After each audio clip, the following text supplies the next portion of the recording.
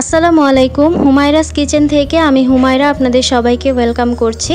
আজকে আপনাদের সাথে শেয়ার করছি খুবই ঝটপট এবং কম উপকরণে তৈরি আলুর ঝুরি ভাজা। আশা করছি ভিডিওটি আপনাদের পছন্দ হবে। নিয়মিত ভিডিও পেতে চ্যানেলটি সাবস্ক্রাইব করুন আর সবার আগে নোটিফিকেশন পেতে বেল আইকনটি ক্লিক করুন।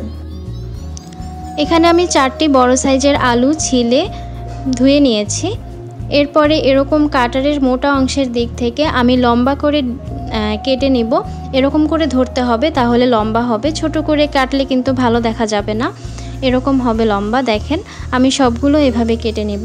এরপরে এটা ফ্রিজের একদম ঠান্ডা পানি দিয়ে ভিজিয়ে রাখতে হবে। এতে করে আলুর মধ্যে যে ম্যাশ থাকে বা কষ থাকে সেটি উঠে যায়। সেটি যদি থেকে যায় তাহলে কিন্তু আলুর ঝুরি ভাজাটা ক্রিস্পি হবে না।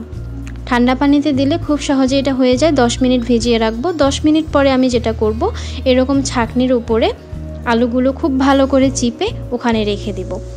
ওখানে রাখার পরে এরকম পানি ঝরিয়ে নেওয়ার পরে এই আলুগুলো আমি কিচেন টিস্যু অথবা কিচেন টাওয়েলের উপরে রেখে একদম ভালো করে শুকিয়ে নেব। আর মনে রাখতে হবে, ভেজা থাকলে কিন্তু ক্রিস্পি হবে না। এরপরে আমি যেটা করব, দেখেন এরকম হবে। এরপর আমি টিস্যুর উপরে রেখে দিচ্ছি। এপাশে আমি তেল গরম হতে দিয়েছি। তেলের উপরে এরকম একটি চামচ রেখে আমি কিছু চীনা বাদাম দিয়ে দিলাম। চীনা বাদামগুলো আমি ভেজে নেব। আর চুলার আঁচ মিডিয়াম। তেলটা যখন গরম হয়ে যাবে তারপরে চুলার আঁচটা একটু কমিয়ে দিয়ে এটা ভাজতে হবে। আর ভাজা হয়ে গেলে কিন্তু বোঝা যাবে বাদামের কালারগুলো চেঞ্জ হয়ে আসবে। দেখেন এরকম।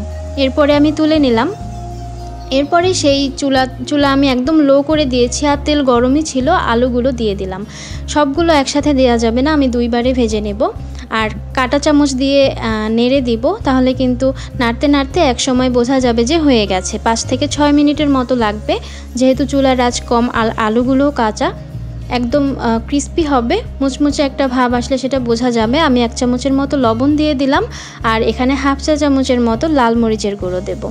এরকম করে নাড়তে নাড়তে কালারও চেঞ্জ হয়ে এসেছে এবং চামচ দিয়ে নাড়লে বোঝা যাচ্ছে যে এটা ক্রিস্পি হয়েছে। তখন আমি এটা কিচেন টিস্যু অথবা টিস্যুর উপরেই তুলে নিতে হবে, যেন এক্সট্রা তেলগুলো না থাকে। তুলে নিলাম। দেখেন কালারটা কিন্তু অনেক চেঞ্জ হয়ে অনেক সুন্দর হয়ে গিয়েছে এবং বোঝাই যাচ্ছে যে এটা কিন্তু একদম ক্রিস্পি হয়েছে। তৈরি হয়ে গেল আলুর ঝুরি ভাজা। এখন পরিবেশনের জন্য আমি সেই বাদাম ভাজাগুলো দিয়ে দিলাম আর এখানে একটু মটরশুঁটি আমি দেব। মটরশুঁটি রেখেছিলাম, কেনা যে মটরশুঁটি পাওয়া যায়, মটর ডাল বলে, সেগুলো দিয়ে দিলাম। ইচ্ছে করলে এরপর এটা মিক্স করে নিব। ইচ্ছে করলে একটু গোলমরিচের গুঁড়ো আর একটু লবণও দেওয়া যায়। সো তৈরি হয়ে গেল। দেখলেন তো কত সহজে তৈরি করে ফেললাম। এরকম আরও সহজ রেসিপি পেতে প্লিজ আমার চ্যানেলটি সাবস্ক্রাইব করুন। সবাই অনেক ভালো থাকবেন। ধন্যবাদ। আল্লাহ হাফেজ।